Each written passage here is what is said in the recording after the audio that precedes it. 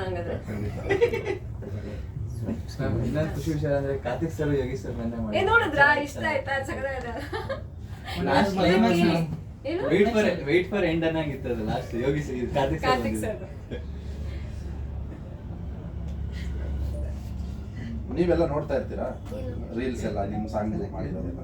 ಹೌದು, ಎಲ್ಲ ಟ್ಯಾಗ್ ಮಾಡ್ತಾ ಇರ್ತಾರಲ್ಲ, ಸಕ್ಕದಾಗಿ ಮಾಡ್ತಾ ಇದಾರೆ. ಎಲ್ಲಿ ಎಲ್ಲ ಅಬ್ರಾಡ್ ಅಲ್ಲಿರೋ ಕನ್ನಡದವರು, ಫಾರಿನರ್ಸ್ ಒಂದೆರಡು ರೀಲ್ಸ್ ಬಂತು ನೋಡಿದ್ರ, ಅವರೆಲ್ಲ ಸಕ್ಕದಾಗಿ ಅಪ್ಪು ಸರ್ದೆಲ್ಲ ಮಾಡಿದ್ರಲ್ಲ.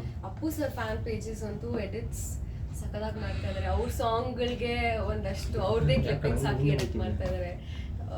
ಸಖತ್ ಖುಷಿ ಆಗುತ್ತೆ. ವಿರಾಟ್ ಕೊಹ್ಲಿ ಅವ್ರು ಹೌದು, ಸಖದಾಗಿ ಸಿಂಕ್ ಮಾಡ್ಬಿಟ್ಟು ಹಾಕ್ಬಿಟ್ಟಿದ್ರು ಅದನ್ನು.